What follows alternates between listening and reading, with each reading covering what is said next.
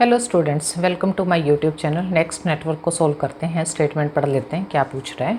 ये कह रहा है कि find V and I, voltage और करंट फाइंड आउट कीजिए if 1 watt power is delivered by source.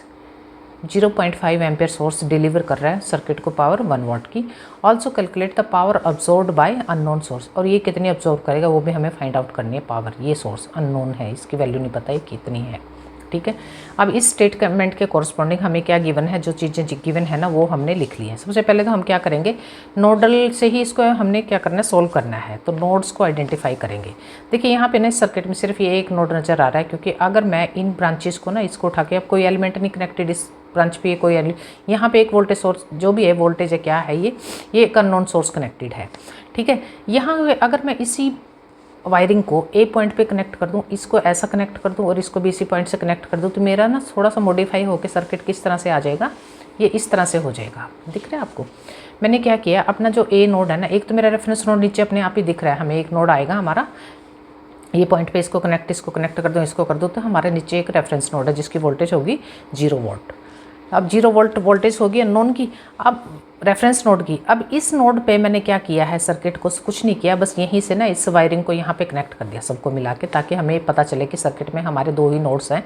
एक हमारा नॉन रेफरेंस नोड है जो कि ए है, एक हमारा रेफरेंस नोड है जो कि हमारी जिसकी वोल्टेज है 0 वोल्ट। ठीक है, अब चलते हैं अपने पावर गिवन है, पावर को वी आई फॉर्म में लिख सकते हैं, फार्मूला पावर का ये फार्मूला है।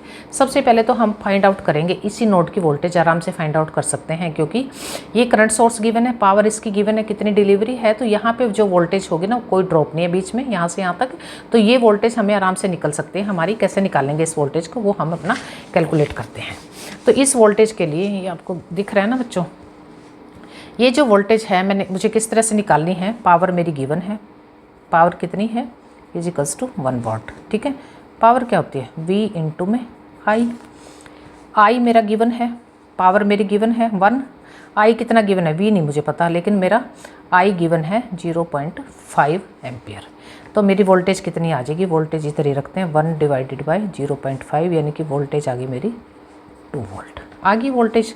अब मैं इसी पे मेरी चीज़ निकल चुकी है, मेरी जो नोड की वोल्टेज है ना वो हमें पता चल चुकी है। ठीक है, अब नोड वोल्टेज मुझे पता है, अब हम यहाँ पे ना नोडल फार्मूला अपना अप्लाई करके करंट फाइंड आउट करेंगे। हमें ये वाला करंट आई कितना है ये क्योंकि हमें इस एलिमेंट का पता नहीं ना, अननोन है ये, तो इस करंट को हमें फाइंड आउट करना होगा।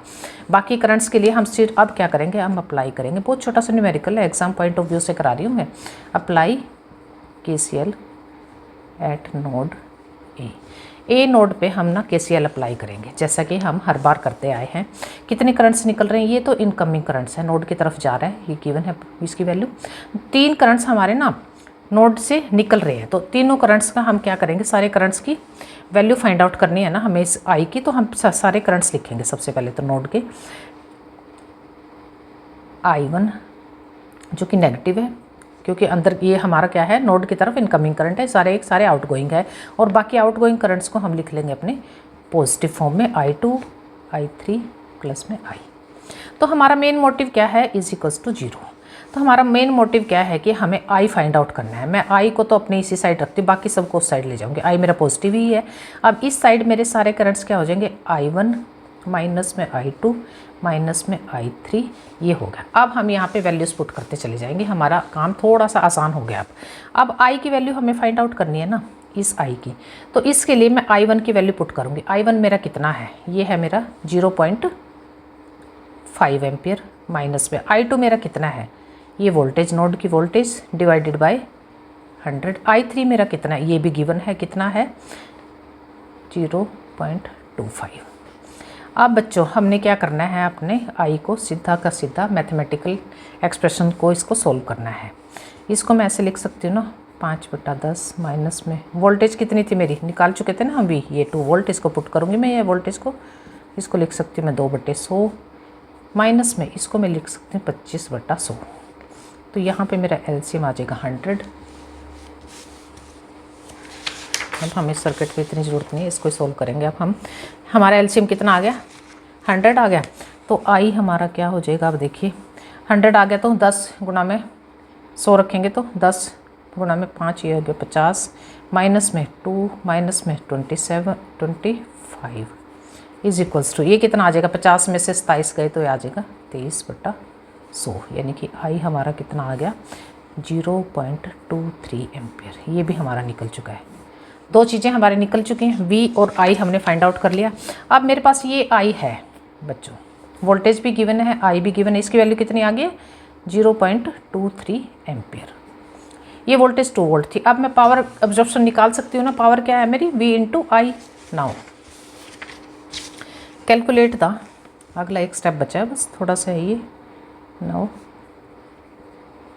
कैलकुलेट द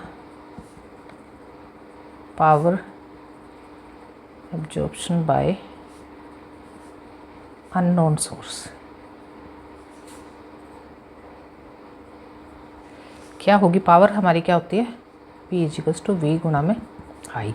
वोल्टेज मेरे पास 2 वोल्ट है, आई कितना है 0.3 एम्पियर, तो पावर हमारी वॉट्स में आ जाएगी 23×46 यानी कि 0.46 वाट। ये आ गया मेरा आंसर पावर। तीनों आंसर्स लिखेंगे। वोल्टेज हमारी आ गई थी 2 वोल्ट और करंट आ गया था हमारा 0.23 एम्पियर। ये आ गया मेरा टोटल। बॉक्स के अंदर इसको कर दो बंद। ये है हमारा आंसर अपने इस न्यूमेरिकल का।